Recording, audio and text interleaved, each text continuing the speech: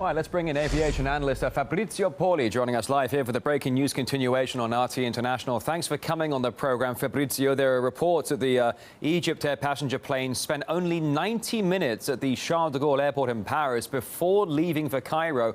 With your expertise and your experience, is that enough time to thoroughly check an aircraft before it turns around for another flight?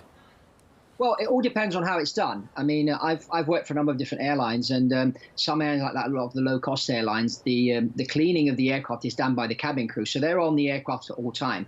What happens with other airlines is you land, and then you get like 20 different cleaners come on board the aircraft, and it's very difficult for 4 cabin crew to monitor these people running up and down the aircraft and that. So it all depends on how it's done. I mean, I always look at El Al, the Israeli national flag carrier. They've got a very, very good security system in place. And it's down to really training your crew properly. And I would personally have the crew do the cleaning and whatever, and not have the airport people come on board, because, I mean, you never know. You can't control all the airports you go to.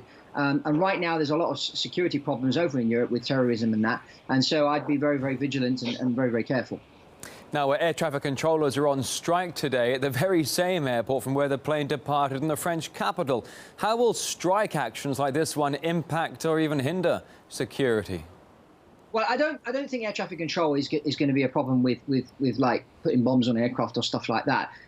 Air traffic is obviously going to delay, so there's going to be delays and things like that. And then there'll be a bit of disruption, and there'll be kind of a knock-on effect. I don't think that's going to have an effect on security or checking the aircraft and stuff like that. It's when baggage handlers are on strike and things like that. I understand that there's that type of strike going on as well right now at Charles de Gaulle. So there's a number of strikes going on at the same time. I think that's the one we have to look at. It's the baggage handlers, the people running around the airplane when the airplane's on the ground. Those are the people that need to be watched. When you talk about baggage handlers and employees who are running around on the ground at the airport, it was last November, Mr. Poli, that there were reports that dozens of the airport's employees at Charles de Gaulle who had access to airliners were actually on terror watch lists. Now, surely there should be some more thorough vetting system before you hire someone at the local airport. Yeah, I agree. I agree with you 100%. I mean, you've got to be very, very careful. A lot of these so-called terrorists slip through the cracks. They manage to get hired.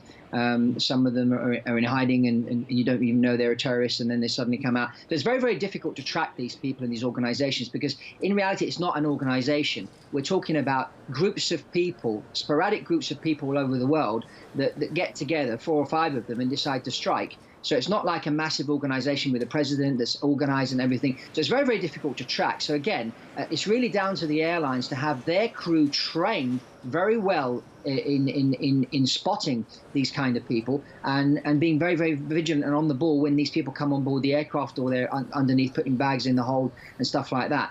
It's really, really down to the airline to train their crew and their crew to be out and really sort of, instead of chatting to each other during the turnaround, really looking at who's on the aeroplane and what they're doing, what they're getting up to. Now, it was just at the end of last year, Mr. Poli, that Russia stopped flying to the Egyptian capital after we had the tragic Russian airliner incident over the Sinai region as well. Germany also put a pause on making flights to Egypt. In fact, Germany resumed flights to Sharm el-Sheikh only in the past 24 hours. Cairo hailing the revival of its tourism industry. Do you think the decision is now proving to be a bit premature? Well, again, in certain parts of the world, this is one of the big problems with aviation, is because aeroplanes move from country to country. And an Airbus 320 can be flown and operated by a company in Egypt, like a company in the UK, one in the United States, where the standards are very, very different. And so this is one of the problems that aviation has had all the time. We have this problem. So I think, yes, it's probably a bit too soon. I think, systems need to be put in place. But the problem is, I mean, when the incident happened with the Metrojet explosion, people were queuing up to get on airplanes, and there was such a queue that they were bribing the security people to jump the queue. And the security people were taking the money, and so it's a culture problem. So yes, you have to train these people. Yes, you have to select them. But I think a lot of the times a culture shift needs to happen. And again, this is where the individual airlines, when they're going into certain countries, they should have their own people trained at home and let them take care of these things. And then it would be a lot safer. I mean, I do see now a lot of businesses are going to be moving towards flying by private jet instead of going with the airlines, because with the private jet, you control the whole airplane, while on the airlines, a lot of the times you don't. Now, Mr. Poli, just in the past few hours, the Russian President Vladimir Putin has come out and quickly offered his deepest condolences for those affected by this, what is unofficially being called a crash there in the Mediterranean of this Egyptair flight. The Egyptian Prime Minister saying, "I will not rule out a possible act of terror."